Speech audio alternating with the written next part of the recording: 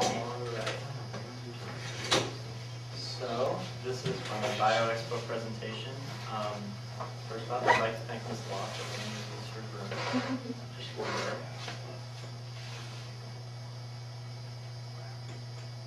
Okay, so my name is Scott Mitchell, and as you probably figured by the title of the presentation, this lesson will be about prions. This is a picture of a sheep with scrappy, which is a prion disease that affects sheep.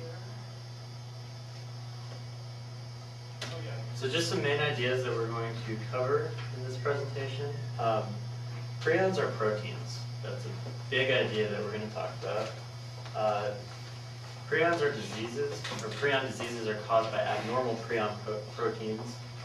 We're also going to cover prion diseases like BSE, which is bovine spongiform encephalopathy, and Creutzfeldt-Jakob's disease, and several other diseases we'll cover. This picture is a little bit hard to see, but what it's... Can we actually turn off the lights for this picture? What this picture is it's a picture of a cross-section of a brain that has been infected with prions. So the little white holes are actually vacuoles that have been basically eaten out of the brain. Well, they're formed by prion clusters, and they're basically space in the brain. Okay, so just some interesting facts about prions. Normal prions are important for normal function. Scientists aren't exactly sure what they do, but we know that they are important for normal function. Kuru was a prion disease. This is one that many people know about. It was a disease in cannibals in Papua New Guinea, and this map shows the area where the tribe was located that was having issues with prions. Basically, they eat each other's brains, and when you eat brains or other neural material, you're at risk of getting prion diseases like Kuru. Kuru is the only known prion disease that's ever been transmitted from person to person, and that was only through eating contaminated brains of people. So if you don't eat brains of people, you should be fine. The word prion was coined by Stanley Creutzfeldt, who discovered prions. He coined the term from infectious and protein. So prion basically means infectious protein, but they've extended the term to cover normal prion proteins as well as the abnormal prion proteins, which are the infectious ones.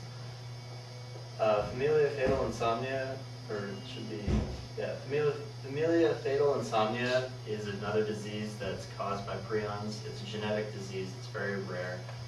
But basically when people get FFI, they basically die from lack of sleep because the prions create holes and vacuoles in the thalamus of the brain, which regulates consciousness and unconsciousness.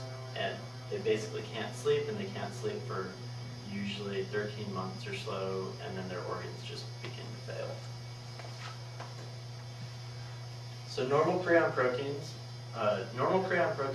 are scientists suspect are in every mammal on the planet, which means also that every mammal supposedly has the potential to develop a prion disease from mutated prion proteins. What scientists suspect prions do in normal function is maintain the myelin sheaths of the nerves. And for those of you that don't know what a myelin sheath is, it's basically a fatty sheath around the axons of the nerve cells. And the axon is what carries the signal from one end to the other of the nerve cell, basically. And what the myelin sheath does is it insulates the axon and makes it so the signal that's being carried through the nerve cell doesn't diffuse into the rest of the body. So it speeds transmission of signals and actually makes sure the signals get to where they're going. So they suspect that the myelin sheath is involved because when they took out PRP-C, which is a normal prion protein in mice, they found that the myelin sheaths started to decay, much like multiple sclerosis or other degenerative diseases where the myelin sheath decays. The problem arises with prions when these normal prions are mutated either through genetics or through introduction of an abnormal prion. And what happens is they become abnormal prions, and that's when your problems arise. So on to abnormal prions. The difference in the shape is what causes the diseases and the infectious characteristics of a abnormal prion protein. As we know from our biology classes, the shape of a protein very much affects the function of the protein. And in this case, when the prion changes shape because of genetics, or we'll go into that later, but basically what happens is it increases, they think this is what causes it to be infectious, is it increases in the number of beta sheets in the protein molecule and decreases in the alpha helices. And basically what that allows the prion to do is cluster more, because they're much more, they just glom together better that way.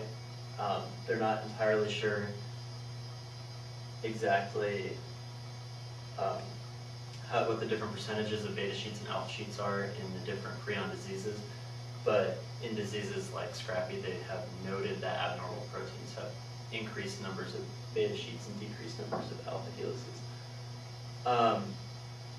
So research done by Stanley Prusner, he's the one that coined the term prion. He won the Nobel Prize in, I think, 1997 for his work in prions. What he did is he researched Scrappy, which is a prion disease in sheep. And what he found is that when he looked at 760 different nucleotides that were involved in the production of the prion protein, when he looked at the genetics between an abnormal prion protein and a normal prion protein, and between the 760 nucleotides involved, he found one that was different, that caused this mutation that creates the disease-causing abnormal prions. So this is just a diagram of what, in this right here, normal PRPC, which is the normal prion protein, versus the abnormal prion protein. So the beta sheets are these ones right here, the lines, and the alpha helices are the helix-shaped parts of the molecule. And so this gives you some numbers too. In a normal prion protein, at least in Scrappy, this is the one that I actually found numbers for. They find that it's 43% alpha helixes, but then in the PRP-SC, they find that it's 43% beta sheets and only 30% alpha helixes. And this is just another representation of the same data. So we're going to do a real quick checkpoint now. So, what are prions? Can anyone answer that question? Yes? They're proteins? Yeah. Yeah? Infectious proteins. Yeah, they're infectious proteins. Okay, so true or false? Creutzfeldt disease is the only known instance of human-to-human transmission of prion diseases. Yes? True. True. Yeah. What is the primary difference? This is general difference, you don't have to know numbers or anything like that, between normal and abnormal prion proteins. Yeah. The abnormal prion proteins have more beta sheets than normal ones, and fewer alpha helixes. Yeah, that was actually more complex than I was looking for, but good job. I was going for the shape is the big difference. So good job on checkpoint 1. So what makes a prion disease different from other diseases and unique is prion diseases are infectious. There are other diseases that are caused by abnormalities in proteins, but what makes these unique is the prion proteins, when they're introduced into a system, they'll actually go and find other normal prion proteins and turn them into abnormal prion proteins and form clumps. And they're not entirely sure how that works. They believe it's some kind of enzymatic process that's going on, but they don't know exactly how the abnormal prion proteins convert normal prion proteins into abnormal prion proteins. So all prion diseases are 100% fatal. So you don't want to catch prion diseases because we have no known cures and we don't even really know how to slow it down.